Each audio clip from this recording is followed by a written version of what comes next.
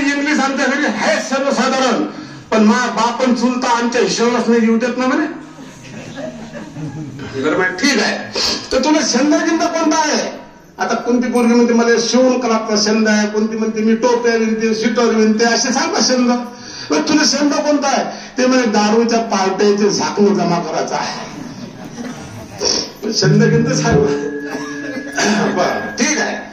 मग एक एक एक प्रश्न विचारू लागले. म्हणे भाई तुला काही संगीतात तू जमतं काय? ते म्हणे हो. मग म्हणे मग गाऊन दाखव. ते म्हणे वला आहे आईचा आहे वाळीला आजू काय दाखवलं त्या वाळीवर नका म्हणे. आता तो मग एक जण काय म्हणते नाही बाई राहू दे राहू दे वाळू दे वाळू दे वाळू दे. म्हणजे तो गाऊन वाला नको वाळू दे वाळू दे वाळू दे म्हणून जायची पोस्टी उठली आणि गेली एका ताटात वाळू घेऊन आली तिथे रेतीची भरून हे घ्या म्हणजे महाराज वाळू.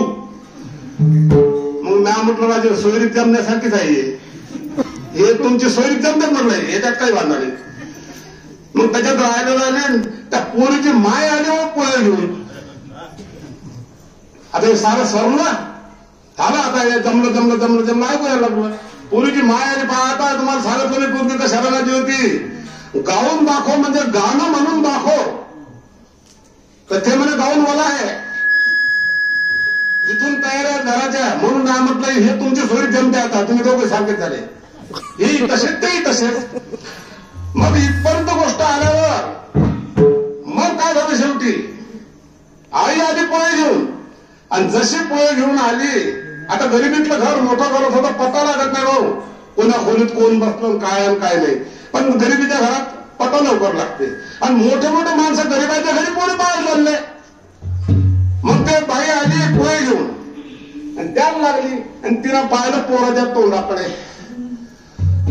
अहो माय म्हणे हा होय का हरिदास. बाकीच्या आम्हाला वाटलं आणि ओळखीला दिसते. अहो म्हणे ह्या तर मला बाहेर आलता.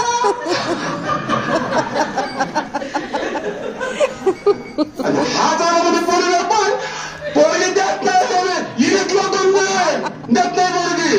आणि बाबा तुटले पोरीला म्हटलं लवकर उठा इथून नाही तर यानंतर काही घरातून साहित्य आणलं बेल्ले टेम्पे तर आपली पंचायत बुट दिसणार नाहीत आपल्याला. चला आपण निघा पाहिजे. अशा प्रकारचे सोयी घेण्याचे प्रकार व्हायला लागले. आता म्हणून बरेचसे पोरं पोरी फार इमानदार आहेत. ते मायबापाला तरसच नाही देऊन राहिले सोयीचा. ते आपलं म्हणजे काय बाप गरिबीतला आहे दारू पिऊ यानं काही नाही ठेवलं आपलं घ्या ओळखून आपलं. पण लक्षात ठेवा कोणत्याही पाहून जाणाऱ्या पोरी असतील कोणा मास्तरच्या मागे गेलेल्या नाहीत, कोणा वकिलाच्या मागे गेलेल्या नाहीत, कोणा डॉक्टरच्या मागे गेलेल्या नाहीत, चांगल्या मोठ्या व्यापाऱ्याच्या मागे गेलेल्या नाहीत, कोणा चांगल्या शेतकऱ्याच्या मागे गेलेल्या नाहीत. जातील तर या फंगार पोराबरोबर जातील. नाशिकला बंबईवर कागदाचे असतील अशा ठिकाणी जायला लागलेलं आहे. महिना 2 महिने कानातलं इकू दे नाकातलं इकू दे सारे बरोबर थंडेगार होतात. घराकडे चालले बाबा वापस तो होते घरी तिला तोंड नसते ते कुठे हरपून जाते तिकडे.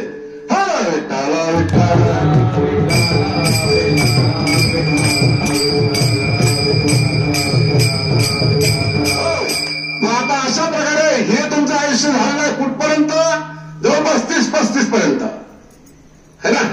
त्या दांगलोत आता पुढचं जशी जशी ताकद कमी होणार शरीरातली तशा तशा प्रकारे कोणतीही तुमची इंद्रिय काम करणार नाही.